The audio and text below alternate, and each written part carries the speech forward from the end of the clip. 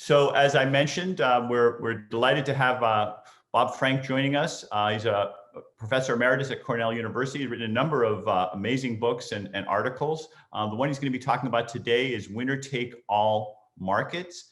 And I know you have a lot of material, so without further ado, let me turn it over to you, Bob. It's all yours. Thank you, Eric. Yeah, I was very grateful for your invitation to do this. I haven't really thought about all the stuff Phil Cook and I did in that book for some years now, so it was really fun to go back and think about it all again. I'm going to try to share my screen with you. I think I can do that. Yep, we see it.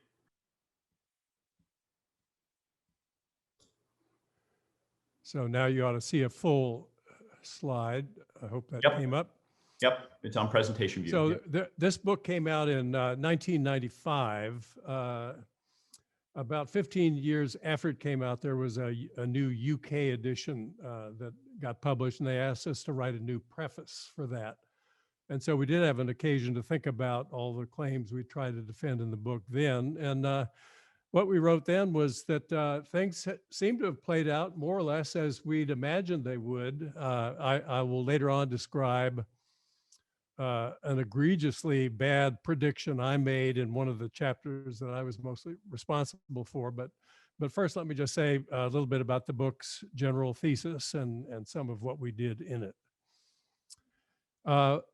What you'll see is that it's not a new idea, the idea we began with. It's present very clearly in the writings of Alfred Marshall in his Principles of Economics, published in 1890. He wrote, "The relative fall in the incomes to be earned by moderate ability, however carefully trained, is accentuated by the rise in incomes that are obtained by those of many men of extraordinary ability. There never was a time when moderately good oil paintings sold more cheaply than now, and there never was a time when first-rate oil paintings sold so dearly." And he went on to describe a rich client who was accused of a very serious crime. He'd scarcely count any price too high to secure the services of the best lawyer he could find. That was Marshall writing in 1890. Sherwin-Rosen revived interest in the idea in a very widely cited paper in the AER in 1981, The Economics of Superstars. He focused in part on the market for classical music. He said it's never been a larger market than it is now, and yet the number of full-time soloists on any instrument is on the order of 100. Many fewer for voice, piano, and other instruments. And he said those performers, the well-known soloists, earn inordinately high salaries, even though from behind a screen, most listeners couldn't detect any obvious difference between their performances and those ranked much further down the list. So there's been interest in this topic. I've thought all along that it had a lot to do with economies of scale. This is an issue I've thought about since long before Phil and I got on to Winner Take All. It was always a puzzle to me that economics books would write about a region where there were diseconomies of scale. How could there possibly be diseconomies of scale, since to get economies of scale, all you had to do was beat what you could do if you duplicated what you'd done the first time. So if we have F of 2K and 2L, a production function where you've got twice as much capital and labor as you had originally, you ought to logically be able to duplicate what you had done originally. F of KL, do that again, F of KL, you get twice F of KL. Then if you can consolidate anything in the production process, there's got to be a gain from that. So there are all sorts of things. The so-called container theorem, which holds that the cost of any container rises with the square of its linear dimension. The amount that it can contain, though, rises with the cube of it. So unit costs go down. Maintenance, scheduling, advertising and distribution, basic research, all sorts of things that we know you can save a lot by consolidating. So how could there not be economies of scale? But that, of course, raises the question, how do we see small firms surviving in competition with big firms? Here's a nice example of the container theorem. If you have a cargo ship of small volume, its unit cost is going to be much, much higher than a cargo ship with much bigger volume because of the container theorem. Well, the way the smaller firms could survive in principle is that if the environment is unstable, being smaller makes you more nimble and better able to adjust to changes in the environment. And so that might be an offsetting advantage that would compensate for the fact that you're not as good in a stable environment as the larger firm. I tried to do a little sketch of that at the left, imagining a big cargo ship having to tack back and forth in a headwind and how much more awkward it would have of doing that than a smaller ship would. In the case of winner take all, it's not a new phenomenon. Back when Marshall was writing, the cost of transporting things was very, very high compared to now.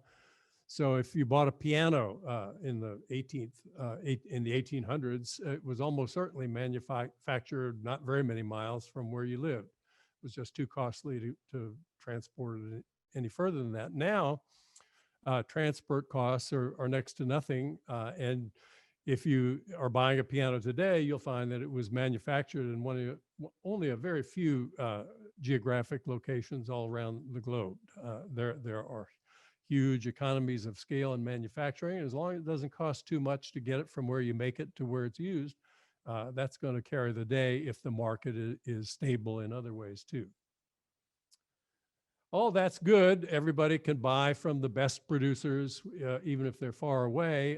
It's much better to listen to the best soprano, I suppose, than the 1,000th best. If you had a sick child, you would certainly want to get advice about treatment from the best physician who studied that disease, wherever that person might be in the world, then from the best physician in the Tompkins County Hospital.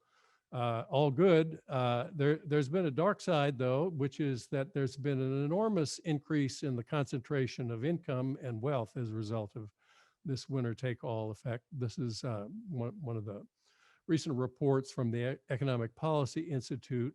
They calculate that the ratio of CEO compensation to average worker compensation, which stood at about 20 to 1 in 1960, had risen to 278 to 1 by the most recent figure they have data for, 2018.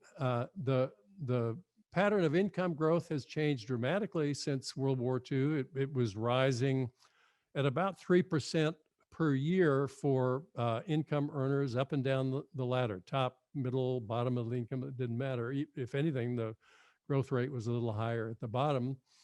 The pattern changed abruptly around 1970. Since then, we've seen virtually all the income gains go to people at the top of the income ladder, maybe the top fifth. It's a fractal pattern. We see that the people in the top 10% earn most of the income in the top half. The people in the top, among the people in the top 10%, the top 1% get most of the gains in that group.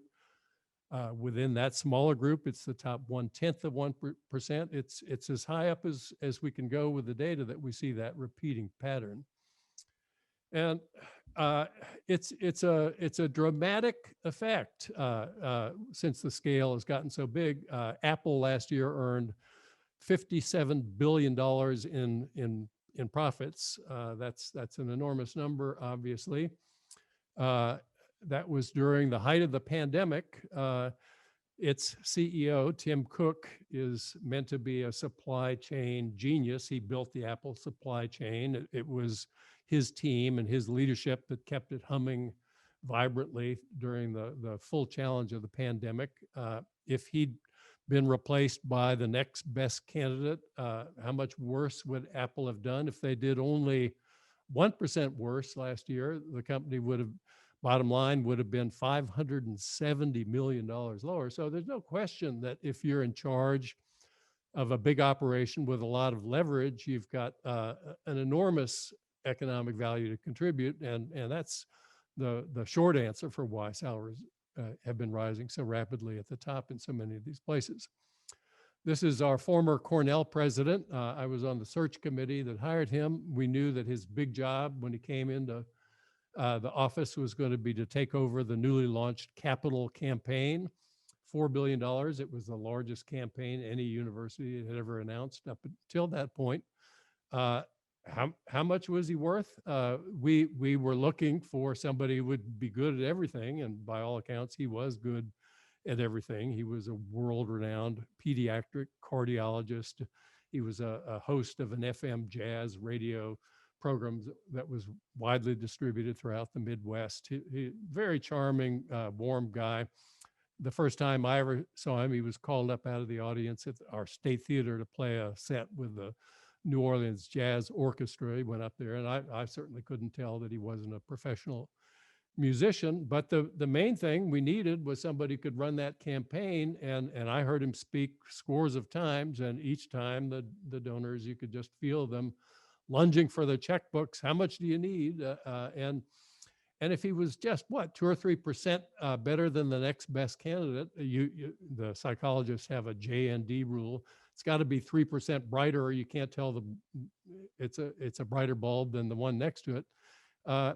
He was going to be worth $120 million to the university. I have no idea how much he was paid, and it certainly wasn't anywhere near that amount. But there's a lot of room left to go for this to play out. Nobody wants to be in the news as having paid their university president more than anyone else. But year by year, I think schools will feel comfortable going 5% over whatever the going rate is. And there's a long runway left to go with these salaries.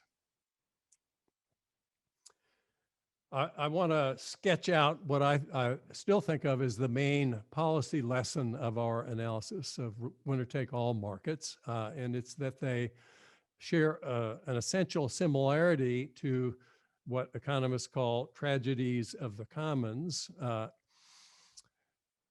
Here I'm going to work through an example of a small island nation. It's got 5 identical individuals. They can choose 2 ways to make a living. One way is the safe occupation. They can make pots for export into the world market. If they do that, they're going to get paid $20,000 a year, no risk. That's for certain what's going to happen. Or they could make the riskier choice, which is to compete for a recording contract that pays some amount V, much, much greater than $20,000 if you win, but nothing if you lose. The amount you win depends on how many people enter the contest. All the contestants think they're good. The potential contestants, as far as they know, if they enter, they're equally likely to win.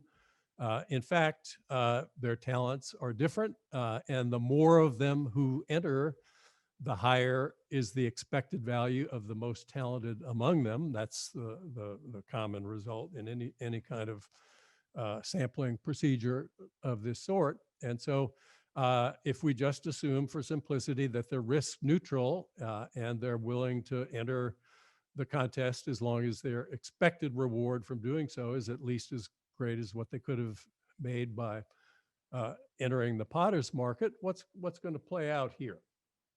Well, the rule will be enter the contest. You see somebody's already entered. You know how many are out there. It's your turn at random next to decide whether to enter. You know how many there will be if you enter. You know what the winner's payoff will be if you win. You know that your expected payoff is 1/n times that. And so you will continue to have an incentive to enter as long as that expected payoff matches or exceeds what you could make as a potter. And in this example, we're going to see 4 entrants into this contest. At that rate, the winning singer is going to walk away with a payday of 80. You've each got 1/4 chance to win that payday. Your expected payoff is going to be 20. That's the same payoff you could earn as a potter, so entry won't proceed any further. And so what we're going to see then is the total income for this community is going to be the winning singer's income. That's the 80 There's only be one person working as a potter. That person will earn 20. Total income, $100,000. That's the first clue that this has the same structure as normal tragedies of the commons. The opportunity to make something of an additional opportunity existed, but overcrowding into the arena drove the rents from that activity all the way down to zero. Everybody sent too many sheep out onto the commons because nobody took into account the fact that his sheep would eat grass that would be otherwise available to the sheep of the others who were already out there. Similarly, the people who enter this singing contest don't take into account a different kind of externality, but it's the same in principle, which is that their presence in the contest makes all of the other contestants less likely to win it. So, Bob, if you could just underscore or remind us, what would happen if only one person had entered? What would have the payoff been then? Okay, if one on average, with only one contestant, the payoff would have been 40, and he would have gotten 40. And what would have been the total payoff? The total payoff would have been that 40 plus the other 4 making 20 each. So another 80, 40 plus 80, 120. So it's a higher number. The income here is less than the income we could have earned, which I'll show you in a moment. Okay. It's exactly the same total income as if the singing opportunity didn't even exist. So that's the first hint that we're missing an opportunity here. So let's suppose that we think about the optimal allocation of contestants to this contest if we take into account the externality. How would the community choose to allocate people if it had a voice in the matter? It would say, keep sending people out there as long as the gain in the winning singer's payoff is at least as great as necessary to compensate for the 20,000 you lose by not sending that person out to make pots. And so the first person passes that test with flying colors. He adds 40 to the total village income. The second person brings the expected winning payoff to 60. That's just 20 better than the amount that we need to justify sending the second player out there. And so we would stop at 2. The winning income this time would be 60. That's the winning singer. There would be 3 people now. There'd be 2 contestants in the singing contest. One would make 0, the other would make 60. The 3 remaining people would make 20 each as potters. The total village income, 120,000, 20,000 more than when we let people do whatever looked best by their own individual incentives. And so economists would say here that the winning singer has a voice whose quality is too high, prompting the non-economists to roll their eyes and say, of course, the economists don't understand how important it is to have a better singer serenading the masses.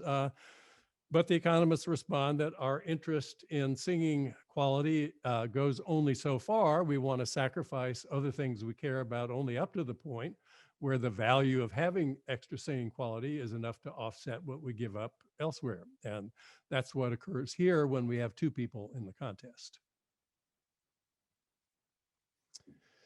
So we get overcrowding because people ignore that externality that their presence in the contest makes others less likely to win it. But there's a much bigger source of distortion in this kind of market, and that's one that Adam Smith remarked upon. As he wrote in The Wealth of Nations, the contempt of risk and the presumptuous hope of success are in no period of life more active than at the age at which young people choose their professions. And so it's a very widely documented phenomenon in social psychology that people tend to be very optimistic about their chances in every arena they enter. So for example, more than 60% of Division I NCAA basketball players say, whether they believe it or not, they say they're going to start eventually for an NBA team. In fact, the true proportion who do start is about 5%. So maybe only half of them believe what they say, but it's still a gross overestimate. We know ex ante that most people think they're more intelligent than the average person, they're better drivers. 90% plus think they're better drivers than average. One study even tracked a sample of people who were in the hospital recovering from automobile accidents. We don't know who caused them, but let's say on average, half of the people in those hospital beds were at fault. 80% plus of that sample thought they were better than average drivers. The people who are asked, how productive are you relative to your average colleague? You get more than 90% responding, I'm more productive than my average colleague. Only 2% of high school seniors think they're below average in terms of leadership ability. Education doesn't seem to drive this phenomenon into remission. If you ask professors, how good are they? 94% of professors in universities think they're more productive than their average colleague. So if you believe that your chances of winning are that much greater than your chances of actually entering one of these markets are, you're going to get vastly more overcrowding in them than you would just from the behavioral externality in terms of its effect on making others less likely to win by your mere numerical presence in the contest. And so here I'm going to devote a little bit more time to what I think of as the principal policy message of the analysis, which is there really isn't this agonizing trade-off. You hear the free marketeers saying, oh, we'd love to have a more progressive tax structure if it weren't for the problem that if we had a higher tax rate on top earners, that would knock the growth rate of the economy into the toilet. This is not the case. Let's look at the earlier example and just change it in one small way. We're going to tax the winning singer's income at 33%. People are going to enter this contest now according to their best options available to them. They're going to compare not their expected pre-tax winnings to what they could earn as potters. Potters aren't going to get their income tax. They're going to compare their expected post-tax income to what a potter would earn. And we see here that with two contestants, the expected return in post-tax dollars to the winning singer is only $20,000, exactly the same as he or she could have earned as a potter. So entry ceases in this contest now with only two contestants, and we get exactly the right number of contestants. There's no agonizing trade-off at all. We get not only a more equitable outcome, but a more efficient outcome. So Bob, I think we're going to have some questions towards the end for 10 or 15 Yes. minutes. Yeah. But one quick clarification question here. And by the way, there are some questions queuing up. Anybody who has a question, please feel free to enter it in the Q&A side, and we'll get to those. But one quick question: this is a tax, as I think you wrote it, only on the tournament side, not on the other side. It's a tax on the winning singer. And so would there be a mechanism for identifying which markets are tournaments and which ones aren't, or is there some other shortcut you could use to distinguish? Because well, just to default, it looks like if you were to tax everything, then you wouldn't fix the problem. I'm going to claim, I don't have time to justify the claim today, but I'm going to challenge people. If you haven't read the book, go back and read the book. After you've read the book, try to identify a market in which people earn very high incomes that does not have many of the defining features of a winner-take-all market. And so one thing would be to have it be a progressive income tax. If the tax were the same in all markets, but if it was higher on higher incomes, exactly, then that would automatically address just a steeply progressive tax, full stop.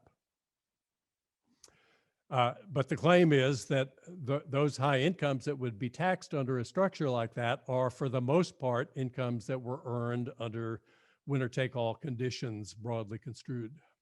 And so, yeah, I've challenged many audiences to come up with interesting examples of very high incomes that don't contain the characteristic signatures of winner-take-all markets, and have heard very few interesting examples. The case on justice grounds for a progressive structure is even stronger than people think, absent reference to the winner-take-all phenomenon. It's very difficult to find a successful person who will attribute any significant share of his success to luck. In fact, winner-take-all markets make luck much more important in determining who gets the high incomes and who doesn't. Think of it this way. There are natural limits on how long, how hard, how assiduously any person can work. There are natural limits on how talented a person can be, except as given that almost all successful people are very talented and very hardworking.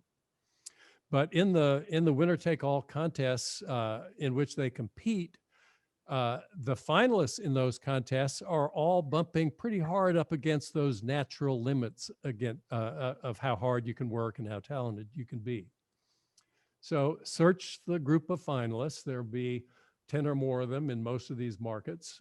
Find the one whose talent and effort scores are the highest among the 10. That person will, by the nature of how we chose him or her, have only average luck along the path that he's traveled. He might have had above average luck, he might have had below average luck, but since we chose that person with respect to characteristics other than luck, he'll have average luck. In the other 10, who are almost as good on hard work and talent as the most talented and hardworking among them is, there will be at least one who is extremely lucky. If you have any reasonable distribution of luck that people are drawing from, the luckiest out of a sample of 10 is going to be way luckier than the average person. And even if luck counts for only a tiny fraction of total performance, that's all it's going to take to push that person over the top to win the contest. So if you've won one of these contests, it's way more likely now than it was in the past, then that a necessary condition for your good fortune was luck. If you're smart, if you have the inclination to work hard in the first place, what's that besides having been born under the right circumstances to have both the genetic endowment and the upbringing to bring those qualities to the market? But set that to one side, take just the pure external luck into account. That's still a much more important phenomenon than it used to be. So here's where I'm going to depart a bit. I want to conduct a thought experiment because I think the policy conclusion is so important and it's been so thoroughly ignored and poo-pooed over the decades that I want to try to drive it home just a little bit by repeating it in a different format. So here's the thought experiment. We imagine the US where we have a low tax rate, wealthy drivers buy Ferraris, $333,000. We have an independent environment. Let's say it's Norway. The tax rate on top earners is much higher there. The wealthy drivers there are forced to make do with a lowly 911 Turbo, Porsche's best entry, $150,000 car. If we assume that the two environments are otherwise the same, who's happier, the wealthy drivers in the low tax world with their Ferraris or the wealthy drivers in the high tax world with their Porsches? Well, we're not sure. The exact experiment hasn't been done, but what we do know is that the two cars don't differ by much. Every feature that matters is already in the Porsche. If it affects handling and performance, it's there. If the Ferrari is better, and there are some who would argue that it isn't really, it's not better by much. It's just a smidgen better. And what's true as well is that in the local environment, the two cars are the best of the lot. In the US, the Ferrari is the considered to be the best car, and that's true of the Porsche in Norway. Who's happier?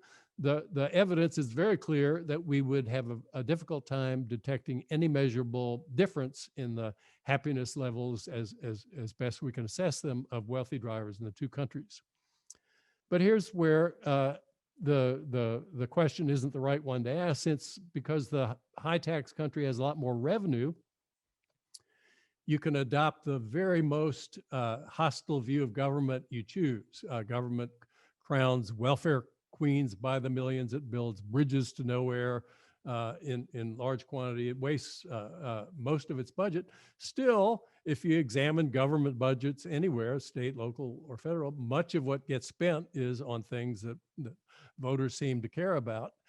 What's true is that in the high tax world, roads would be maintained to a different standard than in the low tax world. So the real question is, who's happier? Somebody in the US driving a Ferrari on roads riddled with foot-deep potholes, or somebody in Norway driving a Porsche on well-maintained roads? And no serious driver would think of this as an interesting question. Of course, the Porsche driver would be happier, safer, more likely to live a long, full life by whatever metric you choose. And so the idea that the wealthy are hurt by rising taxes just doesn't stand up to scrutiny. What we know from the literature on human happiness is that beyond a certain point, and it's one we've long since passed in the West, further increases in most forms of consumption only serve to raise the bar that determines what we think of as adequate. Doesn't make you any healthier or happier when the mansions get bigger. Just, if anything, it adds more hassle to your life. Higher taxes don't hurt the rich at all is the conclusion of the analysis. Well, that raises for me an awkward question. It's the, if you're so smart, how come you're not rich question. If that's true, why don't the wealthy lobby or vote for candidates who will enact higher taxes on them? In fact, they do just the opposite. They have been working as hard as they can politically to reduce the tax rates they have to pay. It's because I think they suffer from a gross cognitive illusion. Let me say a little bit about what I mean by cognitive illusion. You know, we've got a lot of complicated stuff to figure out in the world. The information comes at us very fast. We've got to employ shortcuts to figure out what it means. Here, ask yourself which square is darker, A or B. If you have a normal brain, it should be telling you that square A is darker. In fact, square A and square B are exactly the same shade of gray. The reason they don't look the same shade of gray is interesting. It's because the same amount of light enters our eyes from the two squares, sure enough, if that's consistent with their being the same shade of gray. But our brain has an additional piece of information, which is that square B lies in the shadow of the cylinder. And so on the fly, completely out of conscious awareness, it makes a quick calculation that tells us, since articles in shadow are always lighter than they appear to be, it tells us that square B is lighter. That explanation is totally coherent. But when I heard it, I said, well, I looked back at the diagram, I said, it can't be true. Square B has to be lighter. It was only when I got my graphics program out and built a strip to join the two squares that I was even able to consider the possibility that they were the same shade of gray. So the wealthy believe that higher taxes would harm them. That seems like a plausible thing to believe. I show you this just to drive home the point that it's quite possible to believe something must be true, and yet it's not true. And so that's what I believe is the case here. A wealthy person asks, how will higher taxes affect me? The normal cognitive strategy is to try to figure out how I felt the last time taxes went up. And so I try to think of those times. The problem now is that I can't think of any such time. In World War II, the top tax rate was 92%. By 1966, when I graduated from Georgia Tech, it had fallen to 70%. Reagan's first term, 50%. It's now 37%. There have been a couple of very small increases, too small to notice or remember. That strategy doesn't work. So what do? We go to plan B. We try to remember the last times we had less money. We know that higher taxes mean we'll have less money to spend, and that means, of course, that we'll be able to have less to spend on the things we want. And unless you've led a really life, you can remember lots of times when you had less money, maybe had a bad business year, a divorce, a home fire, a health crisis, all those things leave you with less money. You don't have any trouble remembering how you felt those times. You felt miserable each and every one of those times. But those times are different from what happens when your taxes go up, because each one of these times left you with less money, but left everyone else with the same amount of money as before. When your taxes go up, the taxes of other people like you go up in tandem. And so when you think about how that will affect you, if you're a wealthy person, you have everything you might reasonably be said to need. Nobody who's wealthy is worried about any tax proposal that would threaten his or her ability to buy what he needs. What are you worried about? You're worried about whether you can buy the special extras that you want. Those are always and everywhere things that are in short supply. How do you get them? You have to bid against other people like you who want them. And the determinant of the outcome of those bidding contests is relative bidding power. And that's completely unaffected by higher taxes. If you live in New York, you want a penthouse with a sweeping view of the park. Lots of other rich people want that too. How do you get it? You have to outbid other rich people who want it. And when your taxes go up and their taxes go up, that apartment ends up in the exact same hands as before. If you're worried about an oligarch outbidding you from somewhere else, put a foreign levy on these property transactions. This is a very soluble problem. The thing I got wrong, let me quickly describe, and then I'll open for questions. I thought that the winner-take-all technologies were going to completely eliminate the kind of quirky, relatively small budget films that so many of us value. That the phenomenon of the blockbuster film that goes viral, that everybody talks about, that generates merchandise sales and a marketing budget that is over the roof, would direct resources away from these productions in favor of the films that many of us just don't have any interest in seeing at all. And that was something to lament. And that is, in fact, what seemed to be happening for a long time. In a recent podcast conversation I had with a British interviewer who was going back to review some of the winner-take-all literature, he asked me if I'd gotten anything wrong. I said, yeah, I thought that these films were going to completely drive out the indie films that most of us really liked much better, and that just hasn't happened. And the reason it hasn't happened, I think, is several-fold. One is that I certainly didn't foresee that ordinary graduate students in the NYU Film School were going to be able to afford prosumer filmmaking gear that would allow them. Some people have brought to market films filmed on their iPhones, even films that were indistinguishable in quality, at least to most viewers' eyes, to the stuff that used to cost many millions of dollars to field. What was also happening during this time was that we're seeing a real revolution in the means of distributing content to audiences. You didn't have to go through the usual gatekeepers to get something in front of people. And so we have seen a cornucopia of unbelievably attractive content emerging over the last decades. I did not foresee that. I'm really glad to have been wrong about this. There's so much good stuff to watch that you just can't.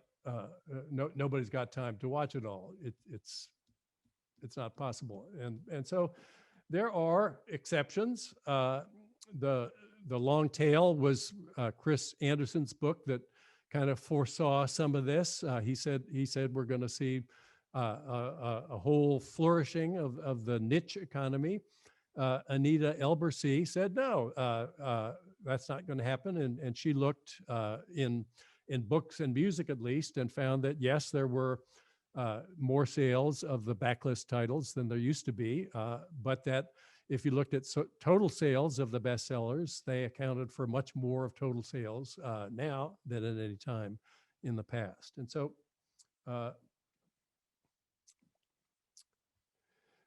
the environment is interesting. How's it going to play out? I think what's true now is that people are looking for something that's just like the best thing they can imagine.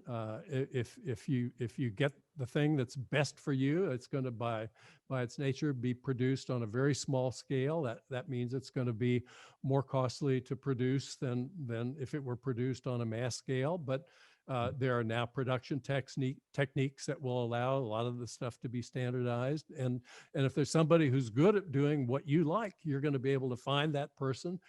His marketing team is going to be able to find you, and you're going to be able to have more and more stuff that meets just exactly what you were hoping to find out there. So that's what I thought I could cram into 45 minutes, Erik. No, thank you so much. I really appreciate it. Amazing stuff. Well, one of the first quick slides, there's some people have asked whether the slide deck is public, whether we can share that. I'm happy to share it with you. If I can figure out a way to transmit it to you, we can solve that. Okay, good. We'll make it a monster file, but we can figure out how to get it to you. I think we can solve that, and links to your books and writings, so people want to dive in more deeply. There's a number of questions here in the Q&A, but let me just pick up on the last thing you were talking about before we get into those, about these different directions of, in the beginning, you talked about economies of scale and network effects leading to more winner take all. Maybe some of the ability, well, the cameras you showed kind of were the opposite way. It's a lot less expensive to tape things on a pretty good iPhone or even other kinds of equipment than the big Hollywood equipment that used to be required. So we see some examples of each. Do you have a broader sense of things that are happening? Is there places where it's happening more or less, or what are the trends we should be looking for that might drive us in one direction versus the other? When Phil and I began work on our book, there really wasn't any internet that I was aware of at any rate. The year we wrote it, he was at Duke and I was at the Center for Advanced Study in Palo Alto, and we were amazed at being able to send files back and forth to one another over the airwaves. How could this possibly be happening? And I think most of what I didn't foresee happening when we were working on that project has to do with the information revolution. We talked about how it used to be that phone lines were so scarce that companies would hire low-level employees to talk to the European office just to keep a line open. They would read the phone book to another low-level employee in the mail room, and so they could get a line in case two high-level employees needed to talk to one another. I mean, now you can get in touch with anybody, find any bit of information anywhere, anytime, and it's getting more and more finely partitioned. So yeah, I think that's the main thing I look for, is that we're going to see just more of a splitting up of the marketplace into there were pieces at the time written about mass customization, places where you could go and they would take your measurements and make custom fitted pants for you. You used to have to go to a tailor to do that, but now there are places. I know my sons buy custom fitted shirts now, and it's no big deal. So I think much more of that in every domain is going to be what I see, but I don't have any looking glass that has identified related question. Investment opportunities. So Rachel Saunders asked, setting aside the technology side, accounting for the old boy networks and structural barriers to minorities and others vis-a-vis talent, luck, and skill. So you have any thoughts on that and how that might affect these? The pay levels in the top positions kept escalating sharply, and that meant that whatever were perceived to be positions that might eventually funnel you into those top positions were much more sought after than in the past. And so you would ask a Cornell undergraduate, what do you want to do? I want to be a McKinsey analyst, or I want to work for Goldman Sachs. What do? I don't know. They just knew that was how you got on the train to get rich someday in the financial services industry. And so you needed to get into the Yale Law School if you're going to be a mergers and acquisitions lawyer. There was just a very sharply escalating demand for credentials, and it was partly that was driving the Cornell $4 billion capital campaign. There are 100 universities that either think they're in the top 10 or think they're about to be in the top 10. Those rankings are very stable, but it's not because people aren't spending a fortune to try to move up. And occasionally a school does move up. NYU moved up, and the way they moved up was just by bidding for stars. They set aside the old norms and poured a fortune into bidding for superstar faculty. And all that just drives the cost of providing a degree to students up more sharply than almost any other expense, even more than medical expenses have been rising. So I think that kind of movement has been especially hard for people from poor backgrounds. The admissions officers want to give financial aid to the families that need it, but they also know that they're under enormous pressure to to admit students who will improve the university's ranking in the Business Week and other rankings schemes. And Business Week, a big item in their formula for where your university ranks is what's the 75th percentile cutoff for your SAT scores. And so if there are two candidates applying for financial aid, one from a wealthy family who's got really high SAT scores, one from a needy family who's got almost as high SAT scores. In the old days, the needy family would get the aid. Now, the wealthy family is saying, well, here's what Brown did for me. What can you do for me? And so we have our financial aid people under increasing pressure to steer aid to the people that don't really need the aid. And the Ivy-MIT overlap agreement once made essentially a cartel agreement that we wouldn't do that. We would reserve financial aid for the families that needed it. We would not use merit-based criteria for allocating it. That was challenged by somebody at the Justice Department who'd gone to Chicago and thought, if it's an anti-competitive agreement, it must be bad, but it wasn't an anti-competitive agreement. It was a good thing, but it was. Yeah. Well, so there are a number of questions here. I want to try and get a chance to them, but just on that last one, let's go to the questions here. So, I'm going to ask both of them, and one of them is more technical and one of them is more policy, and you can allocate your time as you want. So the more sort of technical question from Sebastian Stefan is, what if, and this, I noticed you typed this in just after you did the model there initially, what if talent and ability and/or ability were unobservable and could only learned about slowly by, for instance, by putting the CEO into the position for a while, like the Turbio model, and then over the time to be on the job learning? What kinds of path dependencies or other issues would come up, and how would that drive inequality or winner take most markets? I don't see that would change the flavor of the process at all. I mean, there would be competition for the entry-level positions that were thought to be gateways to and then there would be tournaments among the starting cohort in each of those, and there would be a sort of a winnowing process as you go up. So I don't think that. It's like adding noise to it a little bit more, but I guess you could get some path dependencies. Yeah, and in the book we talk about the so-called Matthew effect. There are cumulative advantage elements to many of these processes. So if you're cast for your first role as an actor, then suddenly you have a huge leg up over all the other actors that you were seen as equivalent to in the first casting round. Right, Matthew effect, preferential attachment model, kind of the rich get richer.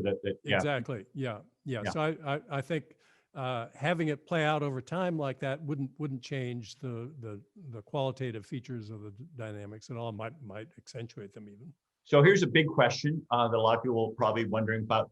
How do you think antitrust should change to take into account the winner-take-all issues?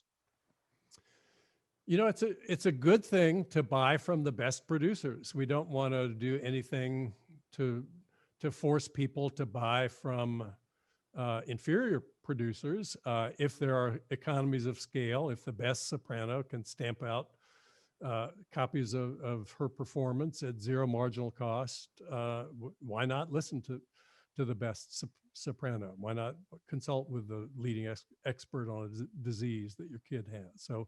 So I think taxing the top performers in each arena, I mean, the earlier question suggests that people don't know what their talent is. So what we want is for the wannabes to drop out of these contests. There's too much entry into these contests. The economy would produce more of value if the marginal contestants were to get out of these contests and go do something useful. They're not going to win. They don't know who they are, so we're not going to get a perfect sorting. But I think taxing the highest earners in each arena would have a tendency to steer the people who are least likely to advance to the next stage to drop out. It would accelerate their dropout rate. So I think that would be, on balance, a useful thing to do. It wouldn't compromise. And that's an interesting counterpoint to the usual argument that taxing them would discourage effort and create less total value. It's a function of the negative externality that you have in your model, that each person kind of is uses up some of the rents and reduces the available for others. I guess a lot of it pivots on whether the people might be creating positive externalities. If somebody invents a better vaccine or something, maybe it's better that they don't capture. I mean, the people who invented the vaccines probably didn't capture the full value of that. And maybe it would be great to have more positive externalities. So how do you think about those? How is there a way we can know when you're creating negative externalities, you want to tax it, and when there's positive externalities, you might want to subsidize it? Yeah, that's a great question. And boy, I wouldn't even pretend to have the inkling of an answer to that, except to say that if we're concerned that discovery is being pursued insufficiently, there's a whole lot of public investment we could do to stimulate more of it. I mean, the National Science Foundation budget has, during the last part of my career, been starved year after year. You don't need to have patent races going on to discover stuff. You can those can help too. But just funding basic scientific research is an enormously productive thing. If you think that's a good point. Private parties don't capture all the gains from invention. It's not just higher or lower tax rates. We have other levers that we can maybe tweak and try to have more rent seeking and more less rent seeking and more discovery, depending on how we use some of the taxes on high earners to increase the NSF budget. Okay. One more quick technical question. You assumed risk neutrality. Daniel Rock, professor over at Wharton, asked, what extent does risk aversion create a sufficient disincentive to enter the markets? Would that help solve or mitigate the issue? Yes, if people were risk averse, that would make people less likely to enter.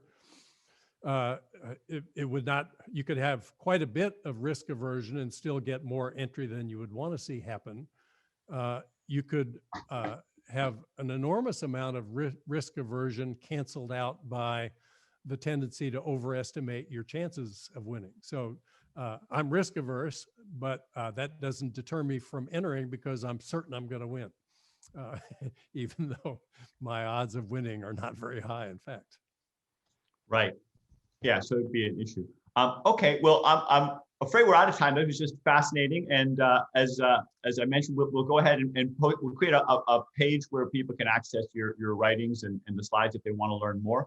I very much appreciate you joining us. That was really important stuff, and it's great to have that discussion.